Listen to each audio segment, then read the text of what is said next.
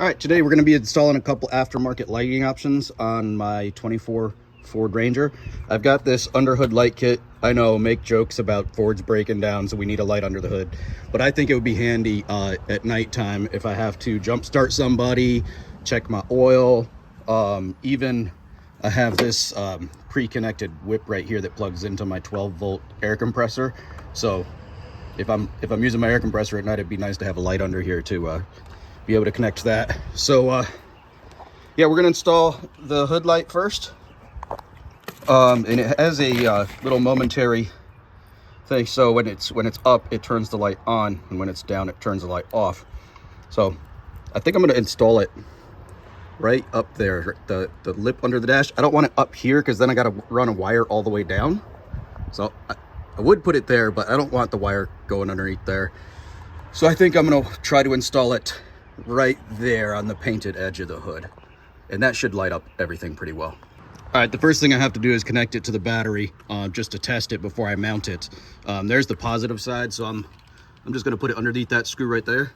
And then on the negative side, I'm not sure what I'm gonna do yet because they put a spade connector instead of a loop or an open one like that. So I might have to cut this off and put a round one on there, and I can ground it out right there on that post.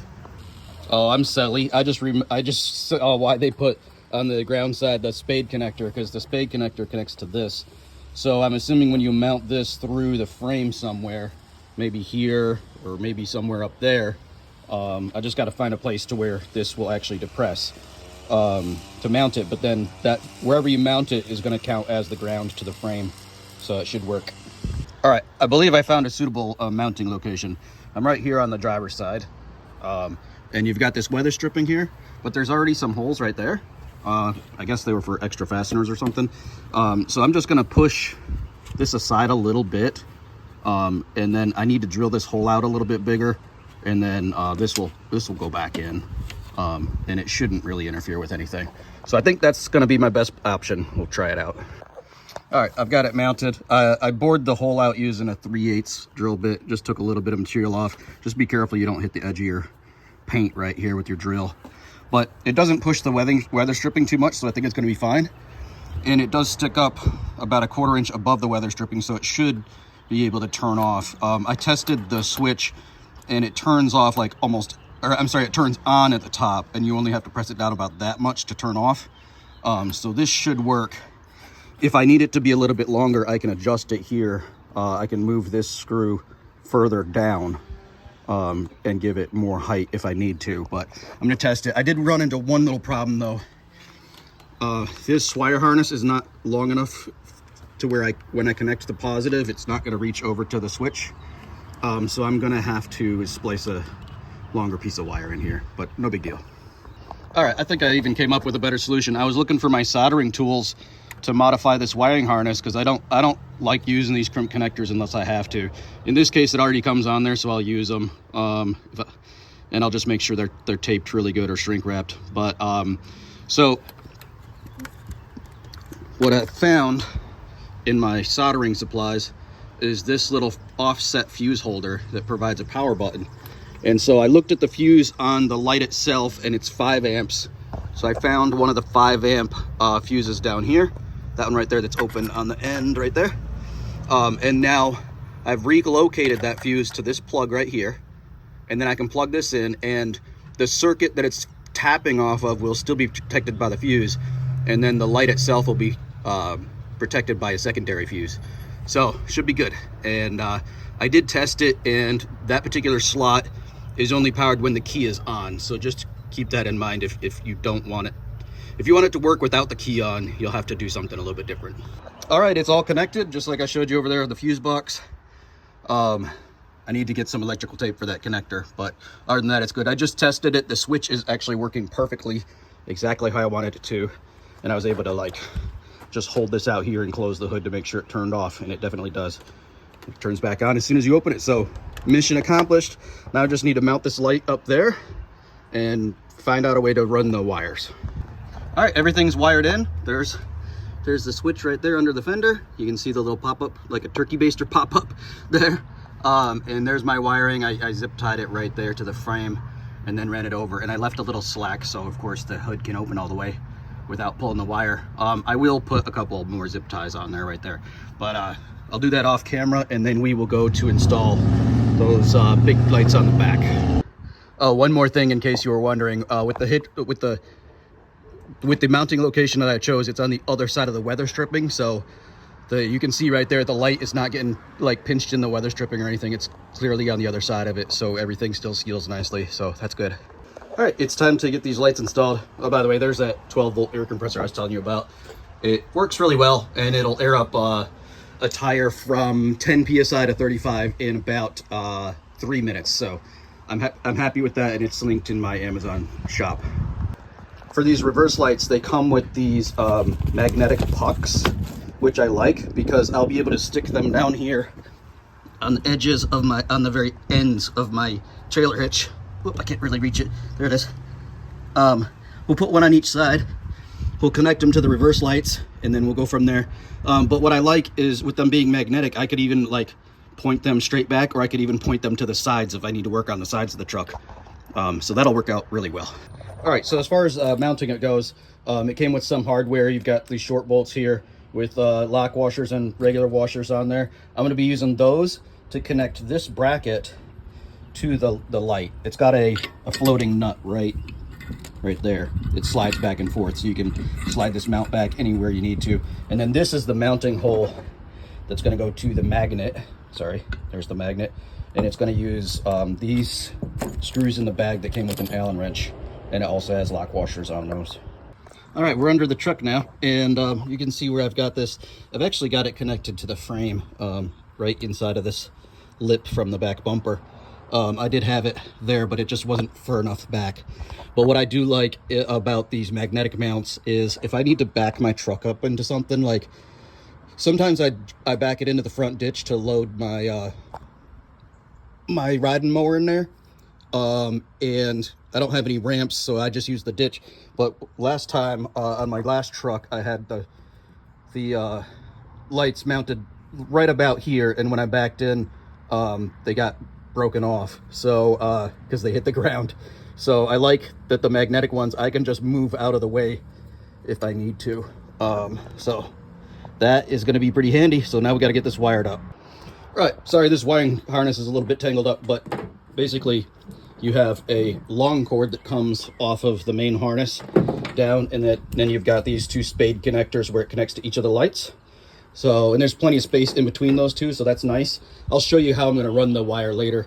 But I am going to tap into the reverse light on that because I don't want to have to use the switch. It did come with a push button switch. Oh, here it is.